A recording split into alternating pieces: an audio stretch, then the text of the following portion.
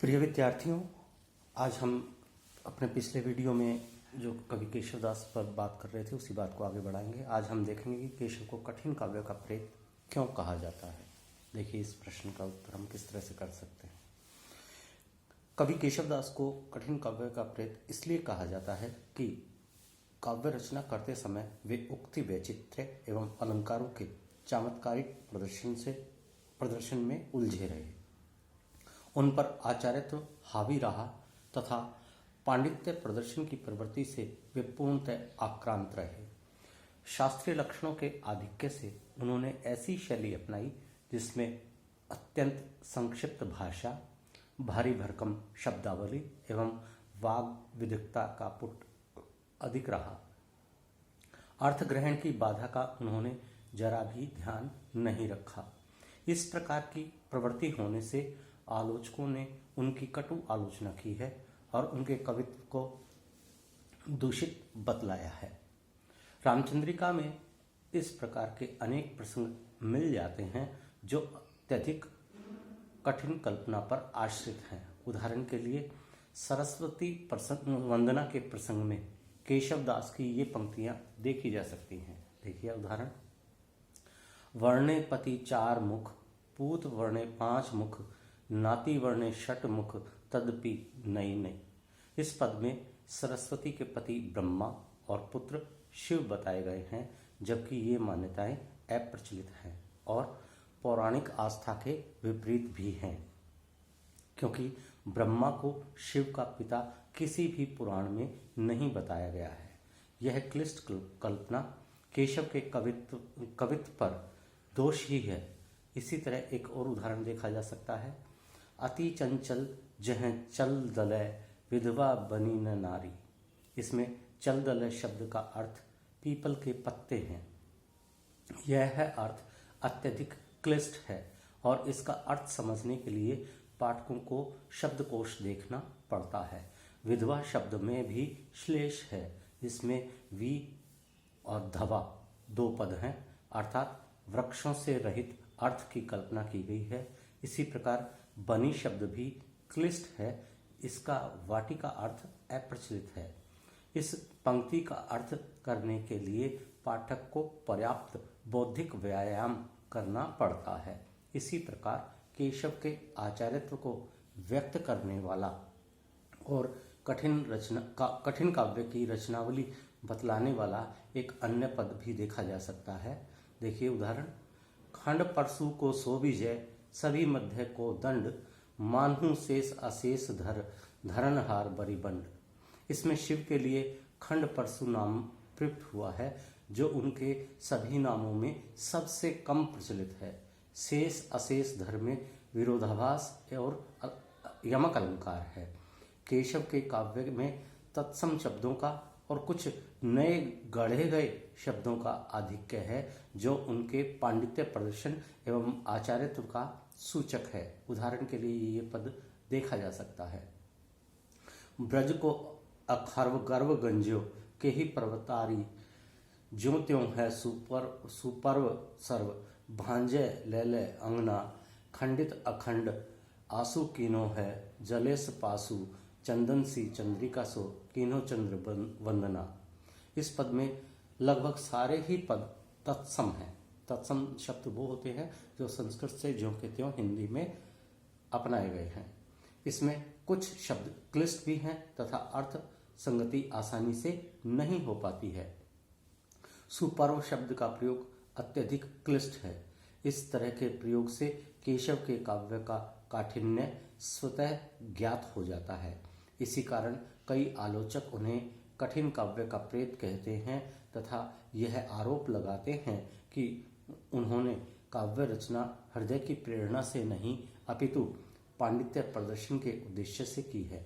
इस कारण केशव के काव्य को समझने के लिए पांडित्य एवं बौद्धिक व्यायाम की आवश्यकता है, जिनमें ऐसी विशिष्टता नहीं होती।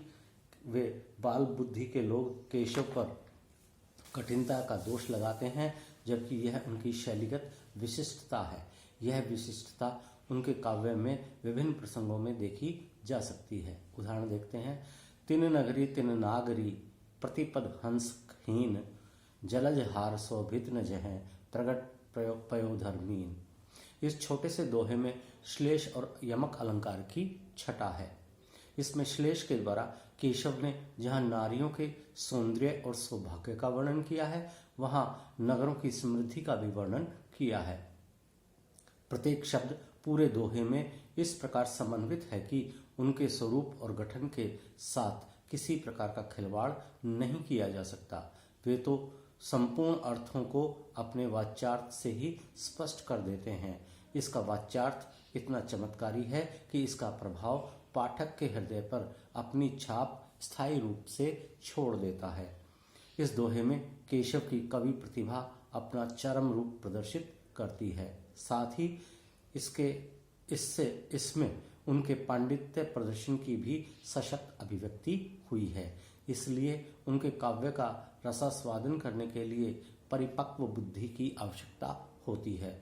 इस संबंध में डॉक्टर रामगोपाल सिंह चौहान का यह कथन द्रष्टव्य है। वो कहते हैं कि केशव युग पीड़ित थे। दोष यदि है तो यही कि उन्होंने युग के साथ विद्रोह नहीं किया, जबकि उनमें उसके स्फुलिंग वर्तमान थे। जहां उन्होंने एक परंपरा का सूत्रपात किया था, वहां कुछ परंपराओं से हटकर भी सोचा था।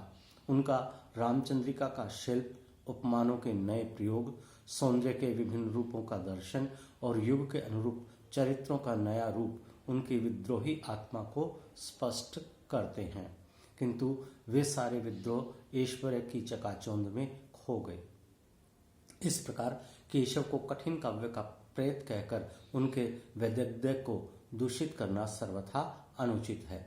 ऐसा अवश्य कहा जा सकता है कि केशव ने विदग्ध पाठकों के लिए ही काव्य की रचना की है। उन्होंने काव्य के भाव पक्ष को उतना ही महत्व प्रदान किया जितना कि काव्य के शिल्प पक्ष को। उनका काव्य शिल्प उनकी अभिव्यक्ति विधा का अभिन्न माध्यम रहा। उनके शब्द उच्च स्तरीय संस्कारों से युक्त एवं रस पेशल हैं। उन्होंने रसराज श्रृंगार को उनके अलौकिक रूप में ग्रहण न कर उसे वैभव विलास के रूप में ग्रहण किया या प्रस्तुत किया है। रसिक प्रिया में श्रृंगार रस के आलंबन रूप में नायिकाओं का विवेचन प्रस्तुत करते हुए उन्होंने सामान्य नायिका का इस प्रकार परित्याग किया कि उसकी रसोज्वलता में कोई उपयोगिता नहीं रहती है।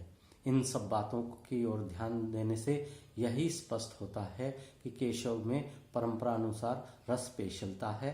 काठिन्य के साथ साथ उनके काव्य में कलात्मक चमत्कार भी विद्यमान है। संक्षिप्त कहा जा सकता है कि केशव पहले आचार्य हैं और बाद में कवि। उन्होंने लक्षण ग्रंथों के आधार पर काव्य रचना की। इस प्रकार उनमें क्लिष्टता एवं पांडित्य आ गया। वस्तुतः केशव हिंदी काव्य परंपरा के प्रथम आचार्य हैं। उन्होंने रसिक प्रिया, कवि प्रिया, छंदमाला और नक्षिक इन चारों रचनाओं में काव्य शास्त्र के जिन लक्षणों का विवेचन किया, उनका प्रदर्शन रामचंद्रिका में स्थान स्थान पर किया है। इस कारण रामचंद्रिका का लक्ष्य एवं लक्षण ग्रंथ का रूप सामने आया। रामचंद्रिका में छंद और अलंकारों के वैविध्य और शब्दगत चमत्कार को देखकर केशव का आचार्यत्व रूप अधिक प्रमाणित हो जाता है। कोमलमति के लोगों के लिए इस कारण उनका काव्य कठिन है और वे उनके कवित्व पर आक्षेप भी करते हैं, परंतु यह अनुचित है।